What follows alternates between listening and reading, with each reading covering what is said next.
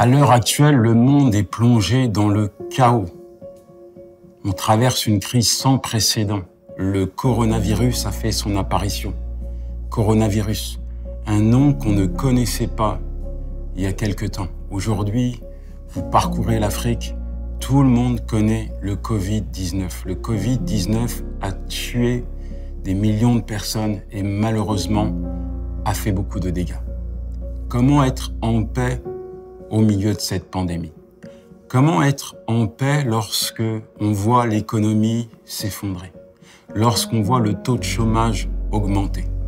Comment être en paix lorsqu'on pense à l'avenir de nos enfants? C'est dur, c'est difficile. Aujourd'hui, on va parler de la paix, mais quand on regarde également ce qui se passe au sein de cette société, on s'aperçoit que pour être en paix, il faut créer une atmosphère où on éprouve de la paix. Par exemple, j'invite mes amis au restaurant. On passe un bon moment, on dîne, on discute, on se rappelle des souvenirs et cela procure de la paix. Ou encore, je me rends à l'île de la Réunion sur une belle plage.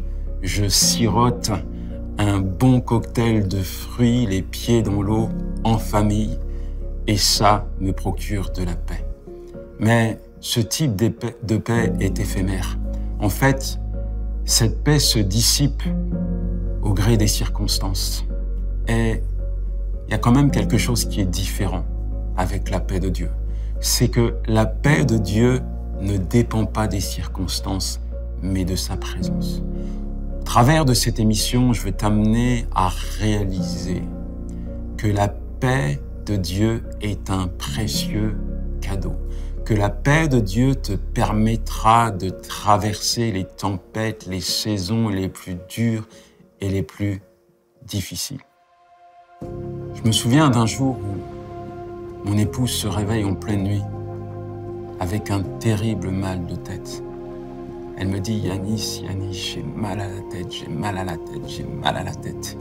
Limite, elle a envie de se cogner la tête contre les murs tellement elle a mal. C'est pas la première fois que je vis ça. Et ça me rappelle ce jour où elle a fait un AVC. Et là, elle a tous les symptômes d'une rupture d'anévrisme. Je la mets dans la voiture, direction l'hôpital. Et j'arrive à l'hôpital, ils la prennent en urgence. Ce qui m'interpelle, c'est pas forcément la situation. C'est la paix que Dieu a mis sur mon cœur pour cette situation. Il y a quelque chose qui est différent la dernière fois où j'étais en panique, où je ne maîtrisais pas la situation, où j'avais peur qu'elle décède. Cette fois, je ressens une paix et cette paix me garde. Alors on va lui faire des examens de 6 heures du matin jusqu'à 20 heures. Elle va passer une batterie d'examens. Et à chaque fois que les médecins cherchent, à chaque fois que les médecins examinent, j'ai la paix de Dieu. J'ai la paix de Dieu parce que dans mon cœur, elle n'a rien. C'est juste un mal de tête. Et tu sais quoi? Dieu m'a donné raison. À 20 heures, le médecin nous a convoqués et nous a dit « Il n'y a rien, on a fait tous les examens, votre épouse n'a rien, vous pouvez rentrer à la maison. » La Bible dit dans 2 Timothée 3, verset 16, que le Seigneur de la paix vous donne lui-même la paix, toujours et en toute occasion.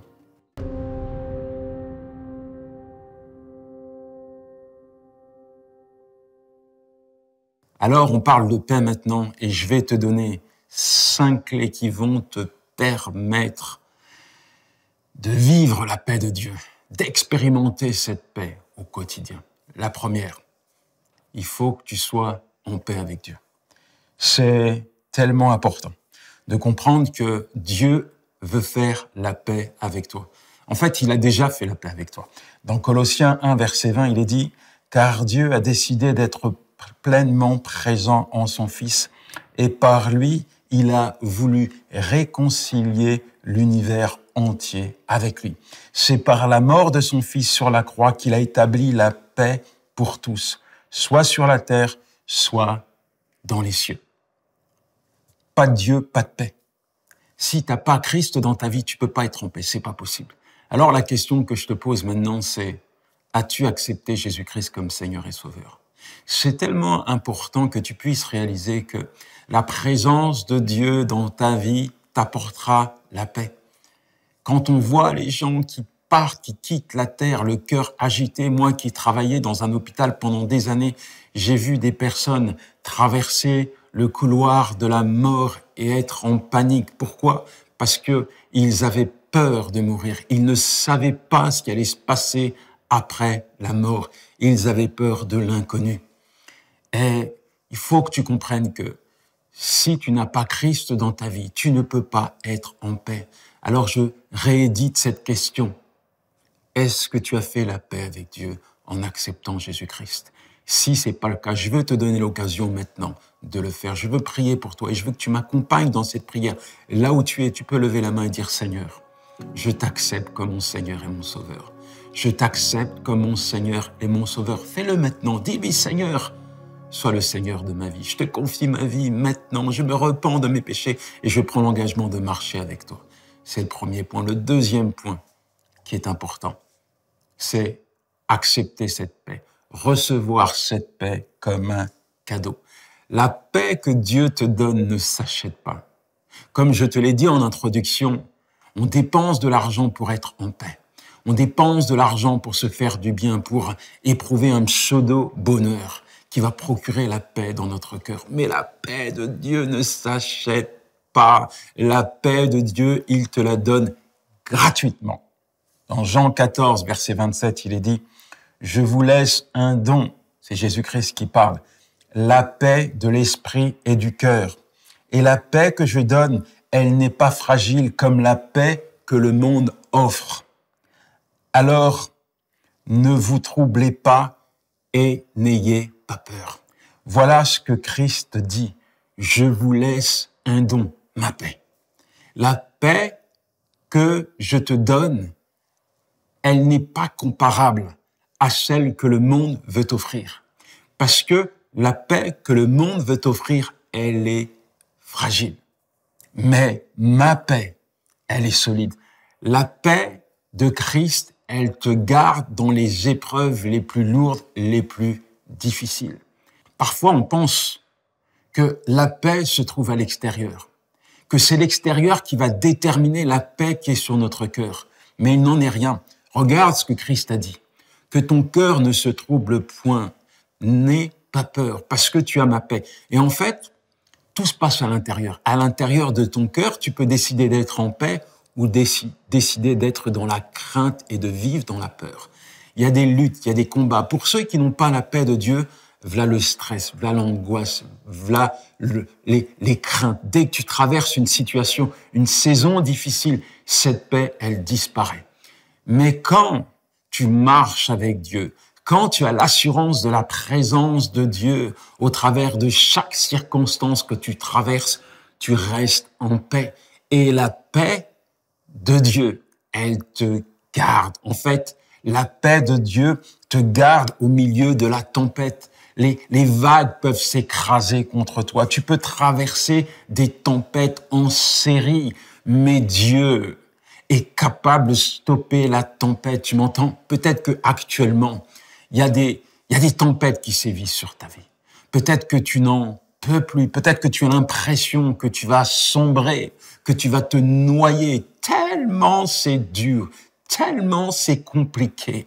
Mais je veux te dire que Jésus est ton rocher, qu'un seul mot, je dis bien un seul mot de sa part peut faire disparaître, stopper la tempête. Alors, n'aie pas peur.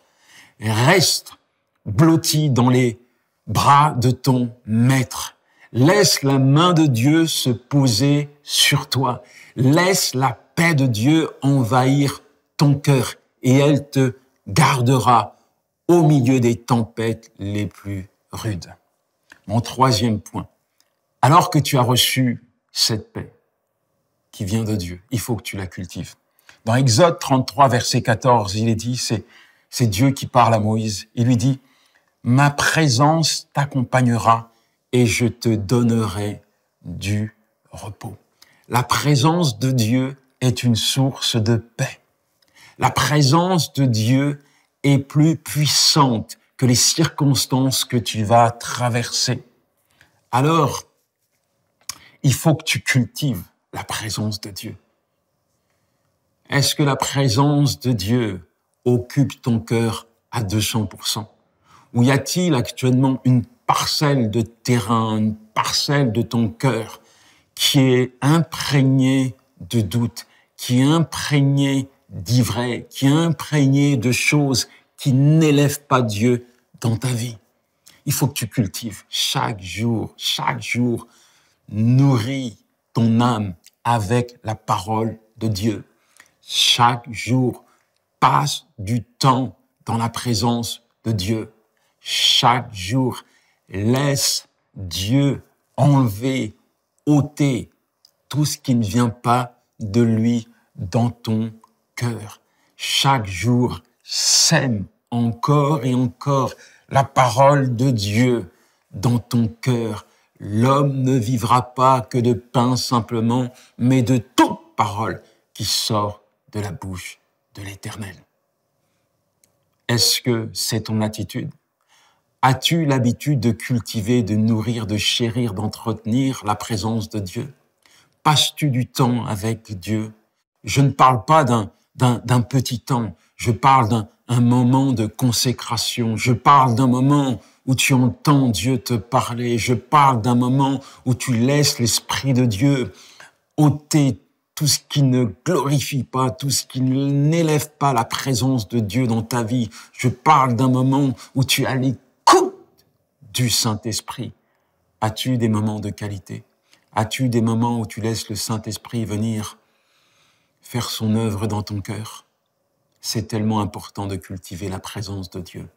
Dans ce monde ici-bas où finalement tu es soumis à tout un tas de choses, la paix de Dieu sera ton assurance. Elle te gardera, elle te préservera. Mon troisième point, fais connaître tes besoins à Dieu. Fais connaître tes besoins à Dieu. La Bible dit dans Philippiens 4, versets 6 à 7, « Ne vous inquiétez de rien, mais en toute chose, par la prière et la supplication, avec des actions de grâce, faites connaître vos demandes à Dieu. Et la paix de Dieu, qui surpasse toute intelligence, gardera vos cœurs et vos pensées en Jésus-Christ. » Est-ce que tu fais connaître tes besoins à Dieu? Est-ce que Dieu est au courant de ce que tu vis? Alors tu vas peut-être me dire, oui, Dieu est au courant. Bien sûr qu'il est au courant, mais il n'en demeure pas moins que tu dois être convaincu que lorsque tu demandes quelque chose à Dieu de particulier, il va te le donner. Tu dois être convaincu que quel que soit ton besoin, Dieu attend de toi que tu te tournes vers lui. S'il te dit « fais-moi connaître tes besoins », c'est parce qu'il est en train de te dire « voilà ce que tu dois faire pour ne pas être inquiet ». En fait, c'est une ordonnance divine qu'il te fait connaître. Cette ordonnance, il est écrit « fais-moi connaître tes besoins, dis-moi ce dont tu as besoin, fais-moi connaître tes attentes, fais-moi connaître tout ce que tu veux que je fasse pour toi ». Et quand tu fais ça, quand tu appliques cette ordonnance divine dans ta vie, tu es à l'abri de l'inquiétude, tu es à l'abri des craintes, tu es à l'abri de toutes ces choses qui font la guerre à l'âme, parce que ton cœur est en paix, parce que tu as l'assurance que Dieu est là, que Dieu s'occupe de toi, que Dieu va pourvoir à tes besoins, que la bonne main de Dieu est disposée pour te bénir. Il ne faut pas que tu te prives de cela. Mon cinquième point, concentre tes pensées sur Christ. Dans Isaïe 26, verset 3, il est dit « Tu gardes dans une paix parfaite celui dont l'esprit est fixé sur toi parce qu'il se confie en toi. » Dans Colossiens 3, verset 15, il est dit « Laissez la paix que Dieu donne contrôler vos pensées. » Le mot « contrôler », c'est arbitrer. Laisse la paix de Christ habiter dans tes pensées. Laisse la paix de Christ contrôler tes pensées. Laisse la paix de Christ arbitrer tes choix et tes décisions. Laisse la paix de Christ saturer ta pensée, que tu puisses regarder constamment à lui. Face à n'importe quelle situation, porte toute ton attention sur lui. Est-ce que c'est ce que tu fais? Jésus-Christ te dit des choses pour te permettre de vivre le divin au quotidien.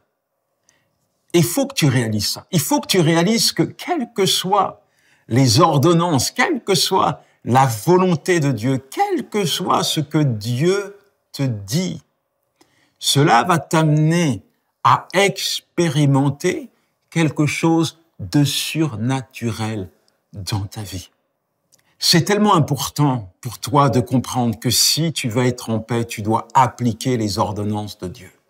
En fait, la volonté de Dieu te permettra de vivre et d'expérimenter le surnaturel, le divin dans ton quotidien.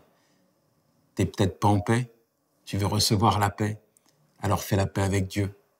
Apprends à cultiver et à chérir la présence de Dieu. Fais connaître tes besoins à Dieu, oui, fais connaître tes besoins à Dieu. Et puis, concentre ta pensée sur Christ. Concentre toute ton attention sur lui, parce qu'il est là. Il est là avec toi, il est là au milieu de la tempête, il est là quand tout va bien, il est là quand tout va mal. Il te lâche pas la main, il te garde, il te préserve. Et sa paix, c'est ton rocher. Je veux prier maintenant pour toi, je veux prier pour que tu puisses recevoir cette paix. Quelles que soient les saisons de ta vie, la paix de Dieu est disponible pour toi maintenant. Ouvre ton cœur, ouvre ton cœur.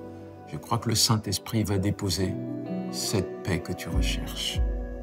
Je crois que le Saint-Esprit va déposer la paix de Dieu, cette paix qui dure à jamais. Oui, ouvre ton cœur et laisse Dieu accomplir son œuvre dans ta vie. Seigneur, merci pour ton enfant. Merci parce que tu connais son cœur, tu connais ses luttes, ses combats, ses difficultés, les saisons, les circonstances qu'il traverse. Je te demande, Seigneur, de venir déposer ta paix dans son cœur.